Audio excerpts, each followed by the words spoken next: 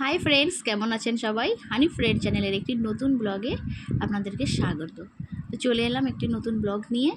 আর এখন বাজে দুপুর 11:30। আমি একটা তরমুজ নিয়ে চলে এসেছি। আর এদিকে দেখুন, প্রমিতার বাবাকে একটু বলেছিলাম সবজি কেটে দিতে। প্রমিতার বাবা একটু কুমড়ো, আলু আর একটু টমেটো, পেঁয়াজ এগুলো কেটে দিচ্ছে। আর রাত্রে আমি আর কিছু খুঁজে পাইনি, তার জন্য আমারই একটা কুর্তি দিয়ে ভিজিয়ে এর মধ্যে না আমি একটু ডাঁটা দুটোকে রেখে দিয়েছিলাম, সজনের ডাঁটা। এখানে সজনের ডাঁটাটা সারা বছরও পাওয়া যায়, কিন্তু এতটাই গরম ছিল যে পরের দিন আর কি শুকিয়ে যাবে কি, সেই জন্য আমি একটু ভিজে কাপড় দিয়ে জড়িয়ে রেখেছিলাম। আর ডাঁটাগুলোকে দেখুন কি লম্বা লম্বা। এটা দেশীয় ডাঁটা নয়, এটা চাষের কোনো ডাঁটা। আর আজ যেহেতু রবিবার, তো একটু মাছও নিয়ে এসেছিলাম। এখানে রবিবার করেই ভালো জ্যান্ত মাছ, রুই কাতলা এগুলো পাওয়া যায়। আর সারা সপ্তাহ আপনি এখানে সামুদ্রিক মাছটা পাবেন। তো সামুদ্রিক মাছটা আর নিইনি, একটু রুই মাছ এনে রেখেছি। তো প্রতিদিন সকালবেলা তো রান্না হয়, তো সকালবেলা তো আর মাছ কিনতে যাওয়া সম্ভব।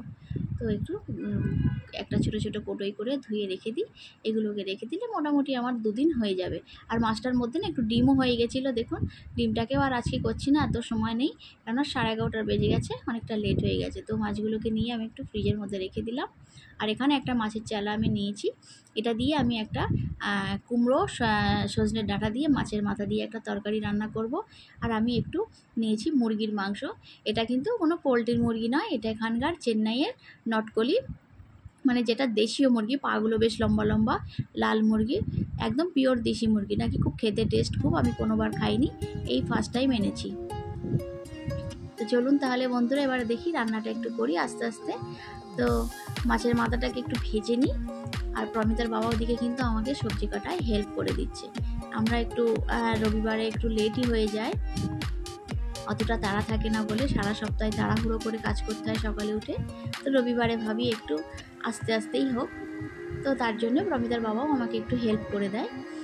আর এখানে দেখুন আমি কুমড়োগুলোকে কষিয়ে নিচ্ছি। কুমড়ো কষাতে কিন্তু আমি বেশি কিছু দেইনি, একটু কাঁচা লঙ্কা, একটু পেঁয়াজ আর 1-2 কোয়া একটু রসুন আমি ওতে চিলে চিলে করে কেটে দিয়েছিলাম টেস্টের জন্য।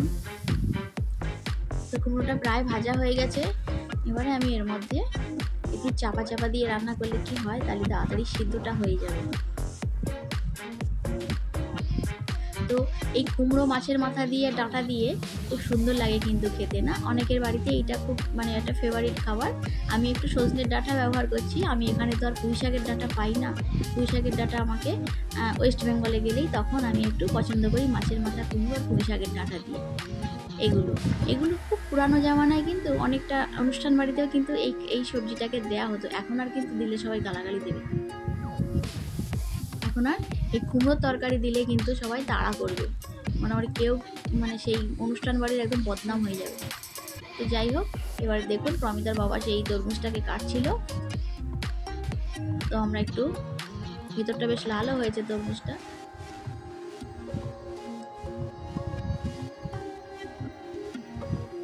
আর এই দেখুন খানিকটা আবার কেটে রেখেও দিয়েছে, মনে হচ্ছে একটু ফ্রিজে রেখে দেবে। তো রান্নার ফাঁকে আমরাও একটু গলাটা ভিজিয়ে নিলাম একটু তরমুজ খেয়ে। এতটা গরম পড়ছে না, কি করবো, ডিহাইড্রেশন হয়ে যাওয়ার সম্ভাবনা। মাঝে মাঝে একটু গ্লুকন-ডি আর হচ্ছে ORS আর একটু তরমুজ, শসা এই জাতীয় খাবার আমরা একটু বেশি খাচ্ছি, কেননা চেন্নাইতে এই সময়টা গরমটা প্রচুর পরিমাণে থাকে। তো আমার কুমড়ো মাছের মাথা দিয়ে রান্নাটা হয়ে গেছিলো। তো এবারে আমি মাংসটা বানিয়ে নেব। তার জন্য 4 পিস আলু দিয়েছি। 4 পিস আলুই আমরা সাধারণত মাংসতে ব্যবহার করি। দুপুরে 2 পিস, রাতে 2 পিস।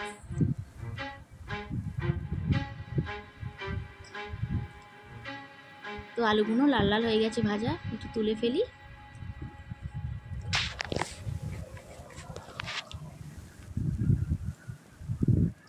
তো কড়াইতে এবারে আমি একটু তেলও দিয়ে দিলাম।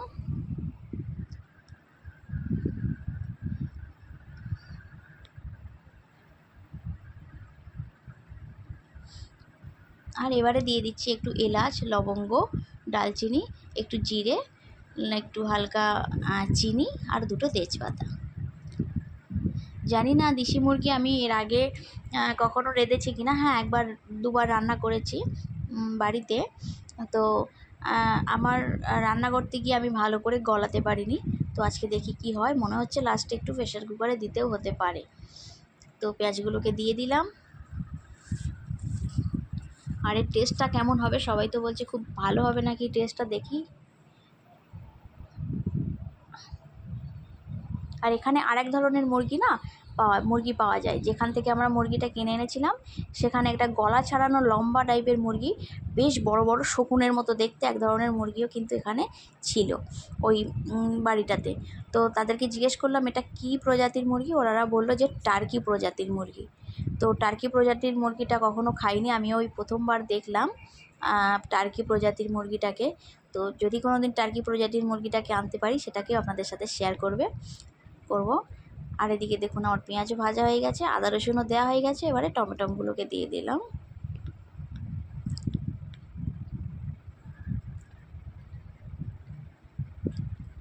মোটামুটি চিকেন রান্নার মশলাটা রেডি হয়ে গেছে, তো আমি দিয়ে দিলাম হালকা একটু নুন, হলুদ আর একটু সর্ষের তেল মাখিয়ে রেখে দিয়েছিলাম। আর আমি কিন্তু মশলার মধ্যে জিরে আর একটু গোলমরিচ বাটাটাও কিন্তু ওর মধ্যে দিয়ে দিয়েছিলাম, যেমন মাংস রান্না হয় প্লেন ওরকমই বানানো হবে।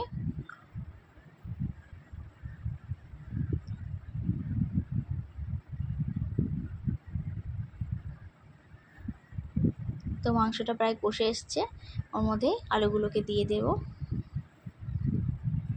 আর এই মুরগিটা না আমরা দুজন মিলেই ভাগ করে নিয়েছিলাম, দুটো ফ্যামিলি মিলে, কেননা মুরগিটা খুব বেশি বড় ছিল না, 1-1.5 কিলো ওজনেরই ছিল। তো এখানে মুরগিগুলোকে প্রায় 600 টাকা করে পিস হিসাবে এরা বিক্রি করে, এদের কোনো ওয়েট হিসাবে বিক্রি করে না। তো আমরা দুটো ফ্যামিলি মিলে হাফ হাফ করে ভাগ করে নিয়েছিলাম।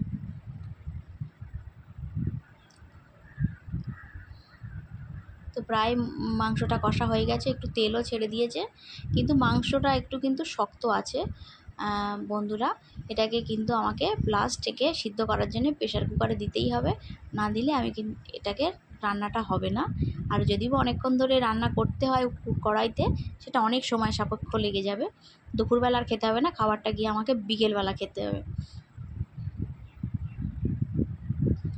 আর একটু দইও দিয়ে দিয়েছি, টক দই।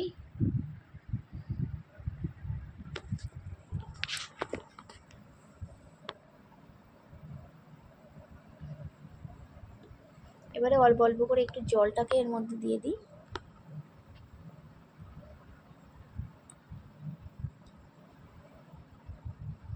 কালারটাও মোটামুটি সুন্দর এসছে।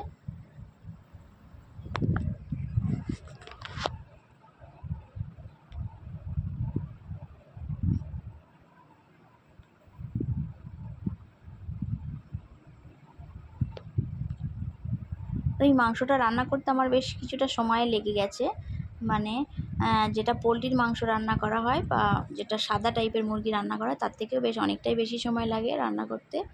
তো আমি এর মধ্যে জল ঢেলে দিয়েছি, একটু ফুটে উঠলেই তারপর এটাকে আমি প্রেশার কুকারে শিফট করে দেব। তো মাংসটা দেখতেও খুব সুন্দর হয়েছে, লাল কালারটাও বেশ ভালো এসছে।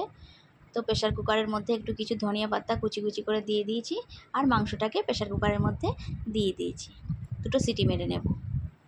তো চলে এলাম বন্ধুরা, প্রেশার কুকারটা একটু ঠান্ডা হয়ে গেছে, এবারে খুলে দেখি কেমন লাগছে। এই দেখুন বেশ খুব সুন্দর হয়েছে, মাংসটা কিন্তু খুব সুন্দর সফট হয়েছে, আর আলুগুলো মনে হচ্ছে সব গলে গেছে, একটাও আর বেঁচে নেই। তো মাংসটাকে এবার আমি এই ডেকচিতে ঢেলে নিই, আপনাদের দেখতে সুবিধা হবে।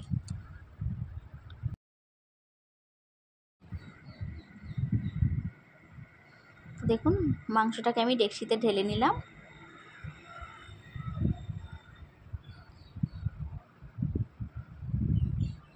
দেশি মুরগি, আর এদিকে আমার মাছের মাথা দিয়ে সজনের ডাঁটা দিয়ে আর কুমড়োর তরকারিটাকেও এই নিয়ে নিয়েছি। বেশ আজকে দুপুরবেলা আমাদের এই 2 রকম রেসিপি দিয়েই আমরা মোটামুটি আজকে আমাদের দুপুরটা কেটে যাবে। তাহলে বন্ধুরা দুপুরবেলা খাওয়া দাওয়া শুরু করি, আর ব্লগটি আমি এখানেই শেষ করব। ফিরে আসবো নতুন কোনো দিন নতুন কোনো ব্লগ নিয়ে। ততক্ষণ পর্যন্ত সবাই সুস্থ থাকবেন, ভালো থাকবেন। আজকের মতো আসি, টাটা।